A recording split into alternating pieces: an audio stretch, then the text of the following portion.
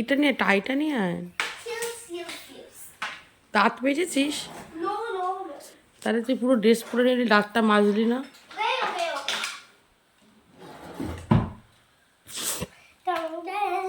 মনে হচ্ছে বেশি পড়িয়ে ফেলেছি, মাথায় ডিফেক্ট দেখা দিয়েছে, এর বেশি পড়িয়ে ফেলেছে। সকালবেলা উঠে কি দুষ্টুমি করছি, কি নিয়ে যা পেরিয়ে গেল বাবা। ঘরের উপর দিয়ে যেন ঝড় বয়ে যায় সকালটা, মাগো পাগল পাগল লাগে। এইখানটা কালকে খেলেছে, ঘরটা পুরো ছিতরে বেতরে রেখেছে, তার মানে এই ঘরটা আমাকে পরিষ্কার করতে হবে মাসি আসার আগে, মানে স্কুলে যাওয়ার আগে। আমি স্কুল থেকে আস্তে আস্তে তো মাসি চলে আসে না, ওরকম থাকলে মাসি ঘরটা এলোমেলো করে মুছে দিয়ে যায়। উফ পারছি না, এত তাড়াহুড়ো, সকালটা এত দুষ্টু, এত সামলাসামলি করে পাঠালাম তো, পারছি না। এই জায়গাটাতে এখন একটুখানি সবাসনে চলে যাব আমি, বেশিক্ষণ না, 10 মিনিট, তার বেশি গেলেই সব পড়ে লাজে গোবরে হয়ে যাবে। ওই জন্য মোবাইল লাগবে একটা, এমনি এমনি সবাসনে গেলে রেস্টটা পাবো না। মোবাইল যে কোথায় রেখেছি কী জানে, সত্যি মোবাইলটা খুঁজি। হ্যাঁ, মোবাইল নিয়ে একটু 10 মিনিট শুয়ে থাকবো, তারপরে উঠে আবার এই জীবন যুদ্ধের চাকায় লেগে পড়বো। বাবা, আর এই যে আমার ভোজনালয় খোলার টাইম হয়ে গেছে। আজকে হবে ভেন্ডি ভাজা, ভাত হবে এই হাঁড়ির মধ্যে, কিংবা ছোটো একটা হাঁড়ির মধ্যে, যেখানেও একটা হবে, ওটা মাছতে দেবো। আর এই যে আলু রেখেছি, এনে আলুর চোখা বানাবো, মানে কড়াইতে নেড়ে যেটা বানায়। উফ, মোবাইলটা যে কোথায় রেখেছি, মনে বেডরুমেই রয়েছে, উফ পাচ্ছি না।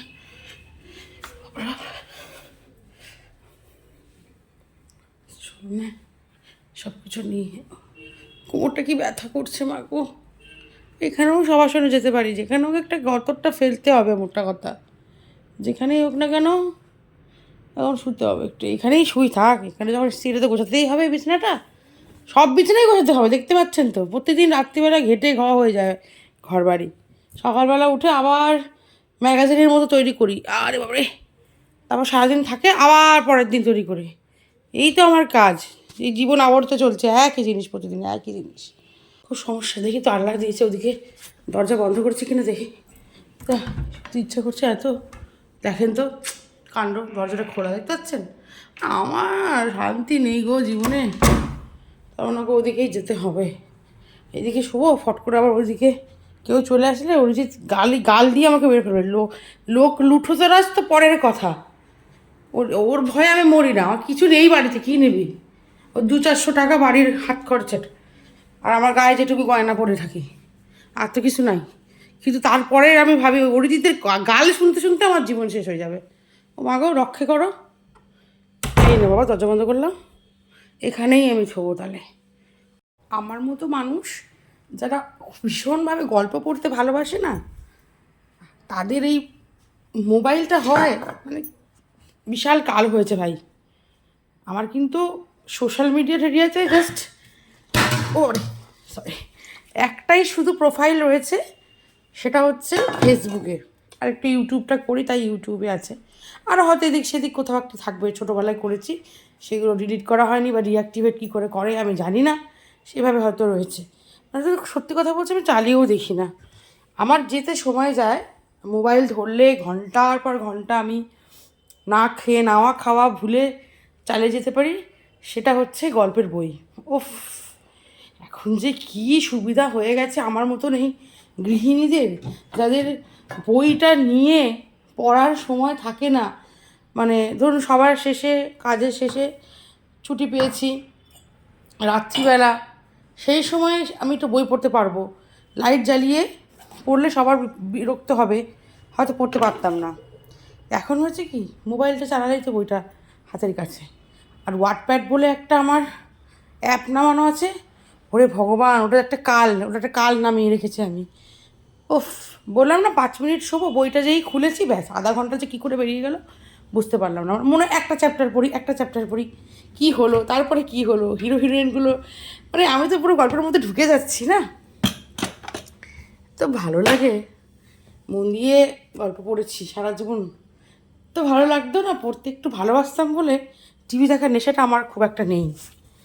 চোখেও সমস্যা, পড়ে পড়েই গল্প পড়ে পড়েই চোখটাকে 12 বাজে বেরিয়েছি, পড়াশুনো করে করেই, মানে পড়াশুনো না, গল্পের বইই পড়তাম সারাক্ষণ, গেছে চোখটা খারাপ হয়ে এই কাণ্ড করেই। কি গল্প পড়তে ভালোবাসি আসলে, কি নিজের লাইফে তো হোয়াট অ্যান্ড হ্যাপেনিং কিছুই হতে থাকে না, একটা গতে বাঁধা জীবন, রুটিন ওয়াইজ চলে বেশিরভাগ মানুষেরই তাই। তবুও আমারটা বড়ই পড়ি, তার মধ্যে একটা আনরোম্যান্টিক মার্কা বর, তার মধ্যে একটা এতদিন পুরনো বিয়ে, কিছুই নেই। ঘুরতে যাবেন, কী করে যাবে? বাচ্চার পরীক্ষা, যখন বাচ্চার পরীক্ষা নেই তখন বরের অফিসে ছুটি নেই, যখন বরের অফিসের ছুটিও আছে বাচ্চার পরীক্ষাও নেই, তখন পয়সা নেই। সেই সব কারণে আমার শুধু আনন্দের সঙ্গী হয়ে দাঁড়ায় আর একটা খোলা জানালা হয়ে দাঁড়ায় এই গল্প। আমি যে গল্পগুলো পড়ি তখন আমার মনে হয় যে আমি এখন আমার এই বাগুইহাটির বদ্ধ ঘরে আর নেই, সঙ্গে সঙ্গে আমি মুক্ত বাতাসে চলে গেছি। যখন যেখানকার গল্প পড়ছি, যখন যেই ক্যারেক্টারের গল্প পড়ছি, সেই তার জীবনে আমি চলে গেছি। আর এখন এত ট্যালেন্টেড লোকজন মার্কেটে, কি বলবো।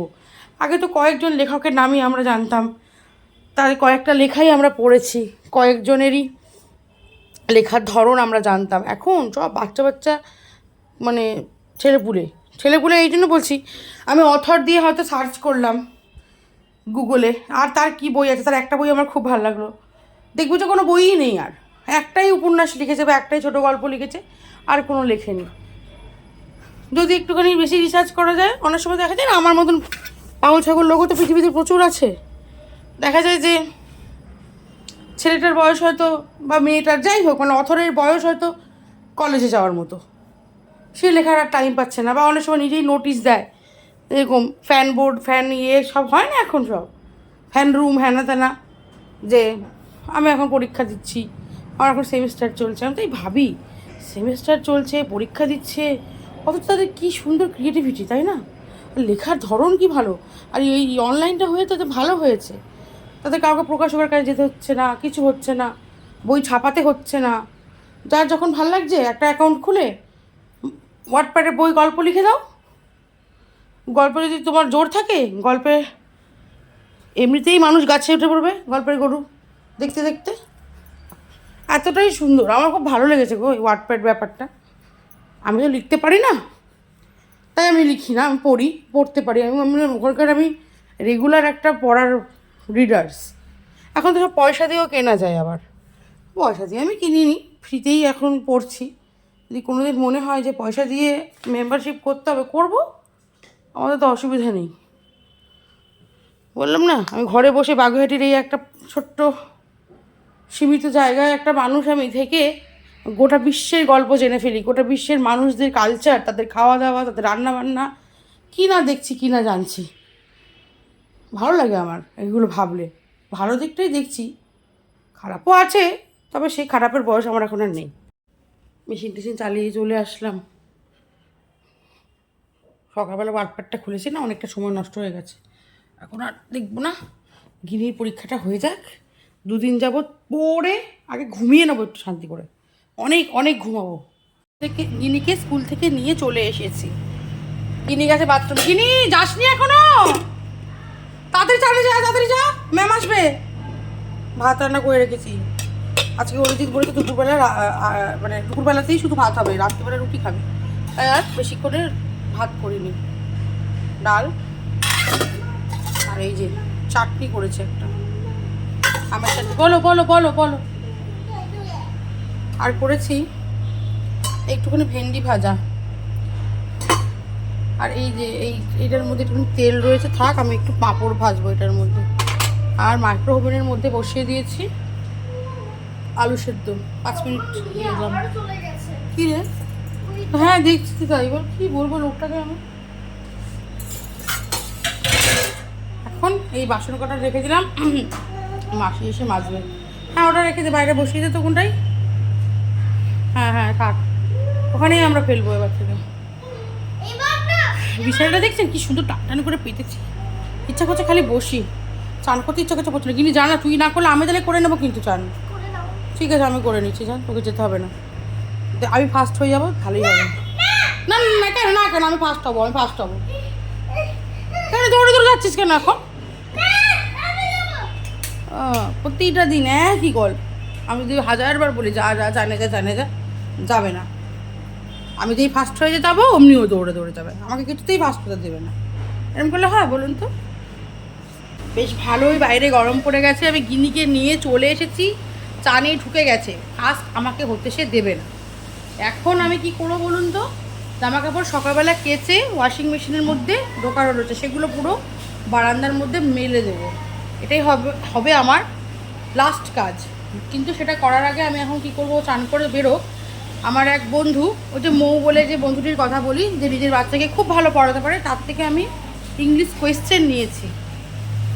এই কোয়েশ্চেনগুলো আমি এখন খাতার মধ্যে টুকে রাখবো। ওর ম্যাডাম আসলে বলবো এগুলোই করান। মানে ওর ম্যাডাম তো সবে সবে জয়েন করেছে, কি পড়াতে হবে কখনো বুঝতে পারছে না। তার মধ্যে তো জানেন পরীক্ষা হোক বা না হোক ওনার সুবিধা মতোই উনি আসে। সব মাস্টারমশাই বোধহয় সেই রকম, খুব কপাল করেই মানুষ হয় যাদের স্যাররা অনেক বেশি দায়িত্ব নিয়ে পড়ায়। আমার তো দেখা নেই ভাই, সত্যি কথা। আর আমার এই বাড়ির সামনে ট্রান্সফরমার আছে একটা, বুঝলেন? ঠিক আমার বাড়ির নিচেটাতে একটা গর্ত করে সেটা ইলেকট্রিকের যত তার বাগুয়াটিতে সব মাটির তলা দিয়ে হয়ে যাচ্ছে, ওপরে আর তার থাকবে না। টিএসসি লাইন যেমন নিচেতে সেরকম হচ্ছে। তার জন্য সকাল থেকে একটা মৃদু একটা আওয়াজ, মানে ফুটো করছে ওই আওয়াজ, তো টানা চলছে, এত কম্পন হচ্ছে না, আমার মাথার বাঁ দিকটা যন্ত্রণা করতে শুরু করে দিয়েছে। এরকম একটা না আওয়াজ না আমি নিতে পারি না, ভীষণ মাথা যন্ত্রণা করে। ওই ঘরটা আমার যেতে ইচ্ছা করছে না, ওই জন্য জামা কাপড়ও আমি সকালবেলা না মেলেই আজকে স্কুলে গেছি।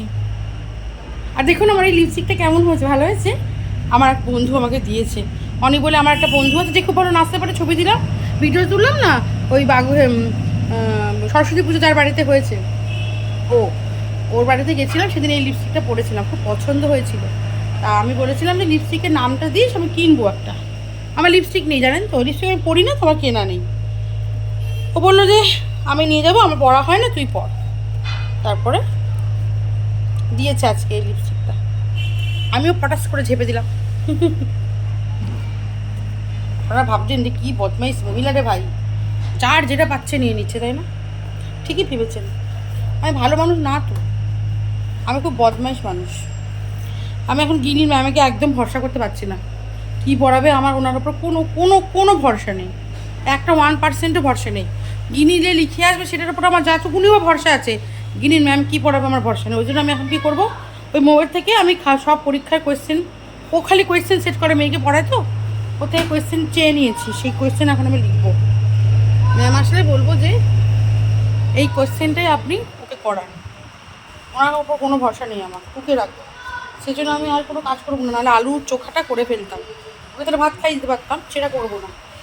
এখন আগে লিখবো, তারপরে ভাত খাওয়াবো ওকে। আমি চাইছি যে খাইয়ে পড়তে বসাবো। আমার কাজের মাসিও আসবে গো, অনেক কাজ নিয়ে বসলাম, সংসার একদম মাথার মধ্যে নিয়ে বসলাম। ভাত খেয়ে চুল শোকাতে পারিনি এখনো, চান করে বেরিয়ে পুজো দিয়ে জাস্ট ভাত খেলাম, 3টে বাজে। কটা বাজে? 3:15 বাজে। গিনির আবার খিদে পেয়ে গেছে, কি বলবো বলুন, গিনির খিদে পেয়ে গেছে, 12টা নাগাদ খেয়েছে, তো ডাল ভাত খেয়েছে, ডাল আলু সিদ্ধ, তো মানে হজম হয়ে গেছে পেট থেকে, নাহলে জেনারেলি খিদে পায় না এই সময়, ঘুমিয়ে থাকে তো এই সময়। আজকে ঘুমায়নি এখনো, বলছে মা খিদে পেয়ে গেছে। কী করবো বলুন, বাচ্চা কাচ্চা খিদে পেয়ে গেছে শুনলে আপনার মনে ইয়ে হবে। অল্প করে চাল নিয়ে ভাত করেছি, তো ভাতটা একটু কমই খেয়েছিল সকালবেলা, এবারে ভাত আর নেই, তাহলে কী দেবো, ম্যাগি করে দিচ্ছি। দেখুন আমার ম্যাগি নিয়ে বসে আছি, কড়াইয়ের মধ্যে 2টো ম্যাগি বসিয়ে দিলাম, একটু ড্রাই করে দিলে খেয়ে নেবে। লিকুইডটা খেতে চায় না আমার মেয়ে, ড্রাইটার প্রতি ভালোবাসা বেশি।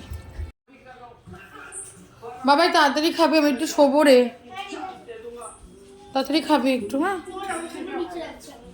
লাইট তাহলে তুই বন্ধ করিস, প্রচণ্ড ঘুম পাচ্ছে, আমি একটু এইখানেই আজকে শোবো আমরা। টিভি দেখার পাখা চালিয়ে দেবো না, ঠিক আছে, ঠিক আছে, করে দাও।